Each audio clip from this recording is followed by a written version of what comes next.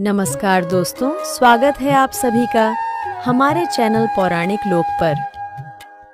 गौरी पुत्र गणेश को प्रथम करें प्रणाम, मनोकामना पूर्ण करें, सफल करें सब काम। गौरी पुत्र गणेश की जय। जय श्री गणेश जी की। मित्रों, धार्मिक मान्यताओं के अनुसार सप्ताह के 7 दिन अलग अलग देवी देवताओं को समर्पित होते हैं और इसी प्रकार से बुधवार का दिन सभी देवी देवताओं में सबसे पहले पूजे जाने वाले भगवान गणेश को समर्पित होता है। ऐसी मान्यता है कि जो भी व्यक्ति बुधवार के दिन व्रत रखता है और पूरे सच्चे मन से भगवान गणेश की साधना करता है, उस व्यक्ति के जीवन में कभी भी धन धान्य की कमी नहीं होती है। तो चलिए मित्रों, गणेश जी को नमन करते हुए सुनते हैं बुधवार व्रत की बहुत ही सुंदर कथा।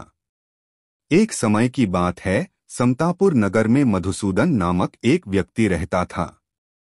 वह बहुत ही धनवान था और उसके घर परिवार में किसी भी प्रकार की सुख सुविधाओं की कोई कमी नहीं थी। मधुसूदन का विवाह बलरामपुर नामक नगर की एक सुंदर और सुशील कन्या संगीता से संपन्न हुआ था। एक बार मधुसूदन अपनी पत्नी को लेने बुधवार के दिन बलरामपुर गया हुआ था। मधुसूदन ने अपनी पत्नी के माता पिता से संगीता को विदा कराने के लिए कहा, तो संगीता के माता पिता बोले, बेटा आज बुधवार है। बुधवार को किसी भी शुभ कार्य के लिए यात्रा करना अशुभ माना जाता है। अपने सास ससुर के लाख मना करने के बाद भी मधुसूदन उनकी बात नहीं माना। उसने कहा कि माता पिताजी, मैं ऐसी शुभ की बातों को बिल्कुल भी नहीं मानता हूँ। और ऐसा कहकर मधुसूदन और उसकी पत्नी दोनों ने बैलगाड़ी से यात्रा प्रारंभ की। जैसे ही 2 कोस की यात्रा संपन्न हुई तो उसकी बैलगाड़ी का एक पहिया टूट गया। 2 कोस के बाद वहां से दोनों ने पैदल ही यात्रा शुरू की। रास्ते में संगीता को प्यास लगी तो मधुसूदन उसे एक पेड़ के नीचे बैठाकर जल लेने चला गया। थोड़ी देर बाद जब मधुसूदन कहीं से जल लेकर वापस आया तो वह बुरी तरह हैरान हो उठा, क्योंकि उसकी पत्नी के पास उसकी ही शक्ल सूरत का एक दूसरा व्यक्ति बैठा था। संगीता भी मधुसूदन को देखकर हैरान रह गई। वह दोनों में कोई अंतर नहीं कर पाई। मधुसूदन ने उस व्यक्ति से पूछा, तुम कौन हो और मेरी पत्नी के पास क्यों बैठे हो? मधुसूदन की बात सुनकर उस व्यक्ति ने कहा, अरे भाई, यह मेरी पत्नी संगीता है। मैं अपनी पत्नी को ससुराल से विदा कराकर लाया हूँ। लेकिन तुम कौन हो जो मुझसे ऐसा प्रश्न कर रहे हो? मधुसूदन ने कहा, तुम जरूर कोई चोर या ठग हो। यह मेरी पत्नी संगीता है। मैं इसे पेड़ के नीचे बैठाकर जल लेने गया था। इस पर उस व्यक्ति ने कहा, अरे भाई, झूठ तो तुम बोल रहे हो। संगीता को प्यास लगने पर जल लेने तो मैं गया था। मैंने तो जल लाकर अपनी पत्नी को पिला भी दिया है। अब तुम चुपचाप यहां से चलते बनो, नहीं तो किसी सिपाही को बुलाकर तुम्हें पकड़वा दूंगा। दोनों एक दूसरे से लड़ने लगे। उन्हें लड़ते देख बहुत से लोग वहां एकत्र हो गए। नगर के कुछ सिपाही भी वहां आ गए। सिपाही उन दोनों को पकड़कर राजा के पास ले गए। सारी कहानी सुनकर राजा भी कोई निर्णय नहीं कर पाया। संगीता भी उन दोनों में से अपने वास्तविक पति को नहीं पहचान पा रही थी। राजा ने दोनों को कारागार में डाल देने के लिए कहा। राजा के फैसले पर असली मधुसूदन भयभीत हो उठा। तभी आकाशवाणी हुई, मधुसूदन, तूने संगीता के माता पिता की बात नहीं मानी और बुधवार के दिन अपनी ससुराल से प्रस्थान किया। यह सब भगवान बुधदेव के प्रकोप से हो रहा है। मधुसूदन ने भगवान बुधदेव से प्रार्थना की कि हे भगवान बुधदेव, मुझे क्षमा कर दीजिए। मुझसे बहुत बड़ी गलती हुई।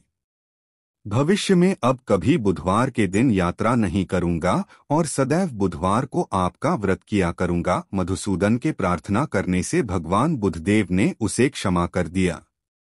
तभी दूसरा व्यक्ति राजा के सामने से गायब हो गया। राजा और दूसरे लोग इस चमत्कार को देख हैरान हो गए।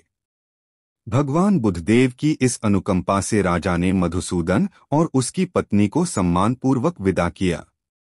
कुछ दूर चलने पर रास्ते में उन्हें बैलगाड़ी मिल गई। बैलगाड़ी का टूटा हुआ पहिया भी जुड़ा हुआ था। दोनों उसमें बैठकर समतापुर की ओर चल दिए। घर आकर मधुसूदन और उसकी पत्नी संगीता दोनों नियमित रूप से बुधवार का व्रत और गणेश जी का पूजन करते हुए आनंदपूर्वक जीवन यापन करने लगे। इस तरह भगवान बुद्धदेव की कृपा से उनके यहाँ खुशियां बरसने लगीं। इस तरह जो कोई भी स्त्री पुरुष विधिवत बुधवार का व्रत करके यह व्रत कथा सुनते हैं, भगवान बुद्धदेव और भगवान श्री गणेश जी उनके सभी कष्ट दूर करते हैं। यह थी बुधवार की पहली व्रत कथा। तो बोलिए मित्रों, जय श्री गणेशाय नमः। अब चलिए सुनते हैं दूसरी कथा। प्राचीन समय की बात है, एक कुएं में एक मेंढक और उसकी पत्नी रहा करती थी। मेंढक और उसकी पत्नी कुएं में आराम से मौज मस्ती के साथ रहा करते थे। पर मेंढक सदा ही बात बात में मेंढकी से झगड़ा करता रहता था, क्योंकि उसकी पत्नी हमेशा श्री गणेश जी की पूरा पूजा आराधना में लीन रहा करती थी। मेंढकी हमेशा अपने मन में तथा बोल बोल कर भी विघ्नहर्ता श्री गणेश जी के नाम का जाप किया करती थी। इस बात से मेंढक बहुत नाराज हुआ करता था, क्योंकि उसे ऊंची आवाज में गणेश जी का नाम सुनना अच्छा नहीं लगता था। एक बार उसने गुस्से में मेंढकी को कहा कि तू पापी है, जो हर समय पराये पुरुष का नाम लेती रहती है। इस पाप को करना बंद कर। और उसने मेंढकी को धमकी भी दी कि यदि आज के बाद उसने विनायक जी का नाम लिया तो वह उसका सिर फोड़ देगा। एक दिन की बात है, कुएं पर राजा की दासी पानी लेने के लिए आता है, और जैसे वह कुएं में अपना बर्तन डालता है तो बर्तन में पानी के साथ साथ दोनों मेंढक और उसके पत्नी भी बाहर जाती है। अब दासी कुएं पर पानी भर के वह पानी के साथ साथ मेंढक मेंढकी को भी घर ले जाती है और एक बर्तन में पानी गर्म करने के लिए तैयारी करती है। दासी ने दोनों मेंढकों को पानी वाले बर्तन में डाल दिया और बर्तन को चूल्हे पर गर्म होने के लिए रख दिया। वह पानी तालाब से लाया गया था, इसलिए वह थोड़ा गंदा था और दासी को उसमें मेंढक मेंढकी दिखाई नहीं दिए।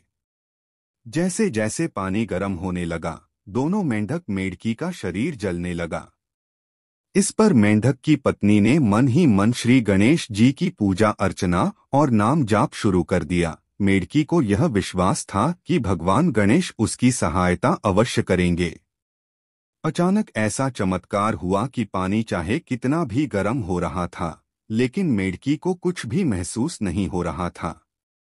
लेकिन इसके विपरीत उसने अपने पति से कहा, क्या तुम्हें सच में जलन हो रही है?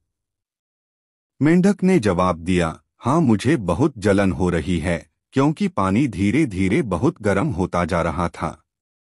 अपने पति की ऐसी दशा देखकर पत्नी ने सलाह दी, तुम भी जल्दी से श्री गणेश जी का नाम जाप करना शुरू करो, देखना गणेश जी की कृपा से तुम्हें भी आराम मिलेगा। जान बचाने के लिए मेंढक ने भी श्री गणेश जी की पूजा शुरू कर दी और दोनों पानी में रहकर श्री गणेश जी की भक्ति में लीन हो गए। उनकी भक्ति से प्रसन्न होकर श्री गणेश एक बछड़े के रूप में प्रकट हुए और मिट्टी के बर्तन को लात मारकर गिरा दिया, जिससे गर्म पानी बाहर फैल गया और दोनों मेंढक मेंढकी की जान बच गई।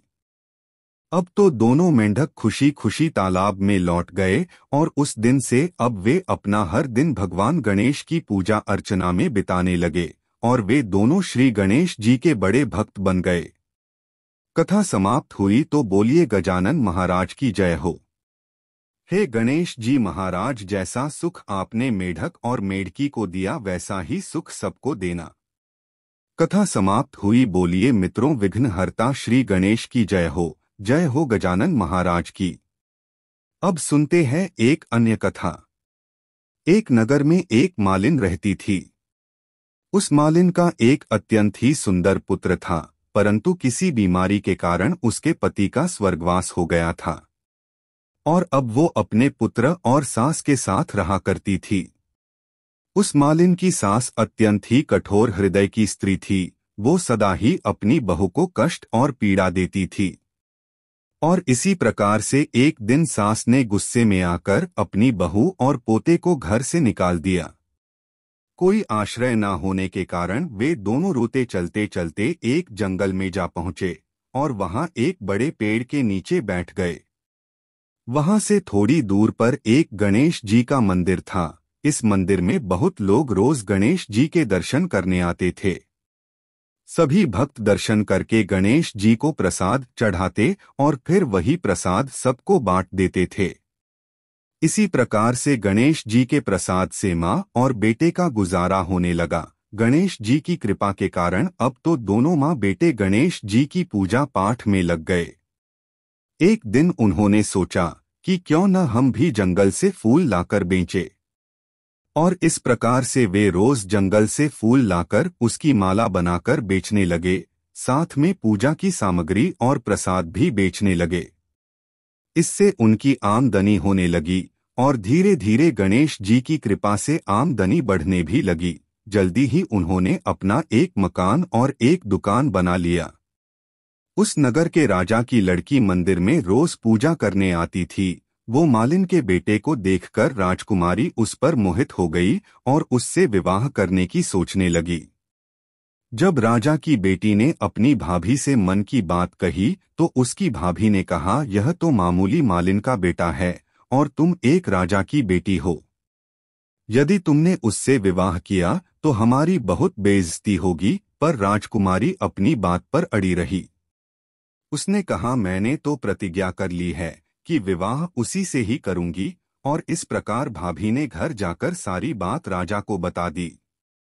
राजा ने पुत्री की खुशी के लिए मना नहीं किया और विवाह के लिए तैयार हो गए। उन्होंने बड़े धूमधाम से बेटी का विवाह मालिन के बेटे के साथ कर दिया। मालिन ने सबसे पहले बेटे भू को गणेश जी के मंदिर में ले जाकर पूजा पाठ करवाया और गणेश जी का आशीर्वाद दिलवाया। इसके बाद पूरे नगर में यह बात फैल गई कि गणेश जी की पूजा करने से सब दुख कष्ट दूर हो जाते हैं। यह बात सुनते ही नगर के सभी लोग मंदिर आने लगे। मालिन और उसके बेटे की बिक्री और बढ़ गई। उधर उसकी सास के बुरे दिन आ गए। अन्नदाता उससे रूठ गए और वह भूखों मरने लगी। एक दिन वह रोती धोती उसी गणेश जी के मंदिर में आ पहुंची। वहां वह मालिन के बेटे से बोली, मैं भूखी हूँ, मुझे रोटी पड़ा दे दो बेटा, इसके बदले मैं तुम्हारा सारा काम कर दूंगी। लड़के को दया आ गई और उसे काम पर रख लिया, पर उसने अपनी दादी को नहीं पहचाना। जब मालिन घर आई तो उसने सास को पहचान लिया। वह सास से बोली, सासू जी आप यहाँ कैसे? सास ने पोते की तरफ इशारा करके कहा, मेरी इस सेठ के यहाँ नौकरी लग गई है। बहू बोली, यह आपका पोता है और यह घर भी आपका ही है, यह दुकान भी आपकी ही है। जब आपने हमें घर से निकाला तब गणेश जी ने हमारी रक्षा की। बहू की बात सुनकर सास बोली, मेरी करनी मैंने भोग ली। बहू बोली, सासू जी अब आप हमारे यहाँ रहो और पोते का सुख देखो। हे गणेश जी महाराज, जैसा सुख आपने मालिन को दिया वैसा ही सुख सबको देना। अब सुनते हैं गणेश जी की अंतिम कथा। एक नगर में एक बुढ़िया रहा करती थी। वह गणेश जी की परम भक्त थी। बुढ़िया हमेशा बुधवार का व्रत रखती और गणेश जी की पूजा करती थी। एक दिन गणेश जी प्रकट हुए और उससे बोले कि मैं तुम्हारी सच्ची भक्ति और निष्ठा भाव से अत्यंत ही प्रसन्न हूँ। तुम जो चाहो मांग लो, आज तुम्हारी हर मन की मुराद पूरी होगी। इस पर बुढ़िया ने गणेश जी से कहा कि मुझे तो मांगना नहीं आता, मैं आपसे कैसे कुछ मांगू? आपने तो बिना कुछ मांगे ही मुझे सब कुछ दिया हुआ है। अब मेरी मांगने की आपसे कोई इच्छा नहीं। तब गणेश जी ने कहा कि तुम अपने बेटे और बहू से सलाह लेना और फिर कुछ मांग लेना। इस पर बुढ़िया ने अपने बेटे से कहा कि गणेश जी मेरी सच्ची भक्ति से प्रसन्न हुए हैं और उन्होंने ने मुझे कुछ मांगने को कहा है। मैं गणेश जी से क्या मांगू? बुढ़िया के बेटे ने यह सुनकर कहा कि माँ धन मांग ले। जब बुढ़िया ने अपनी बहू से पूछा कि पुत्री गणेश जी ने मुझे कुछ मांगने को कहा है। मैं उनसे क्या मांगू? उसकी बहू ने कहा कि माँ नाती मांग ले। बुढ़िया ने पड़ोस के लोगों से भी इस बारे में पूछा तो उन्होंने कहा कि धन और नाती का तुम्हें क्या लाभ है? तुम अंधी हो, अपने लिए गणेश जी से आंखों की रोशनी मांग लो। इसी प्रकार से बुढ़िया सबकी सलाह लेकर रात में सो गई। बुढ़िया जब अगले दिन उठी और गणेश जी की पूजा की तो इस समय गणेश जी फिर से प्रकट हुए। बुढ़िया ने गणेश जी से कहा कि आप अगर मुझसे प्रसन्न हैं तो 9 करोड़ की माया दो, निरोगी काया दो, अखंड सुहाग दो, आंखों की रोशनी दो, नाती और पोता दो, सुख और समृद्धि दो और जीवन के अंत में मोक्ष दो। इस पर गणेश जी ने कहा कि बुढ़िया माँ, तुमने तो मुझे ठग लिया, लेकिन जाओ तुम्हारी सब मनोकामनाएं पूरी हों। और ऐसा कहकर गणेश जी वहां से चले गए। इस तरह गणेश जी की कृपा से बुढ़िया को सब कुछ प्राप्त हो गया। मित्रों, यह थी गणेश जी की कथा महिमा। बोलिए जय श्री गणेश जी की।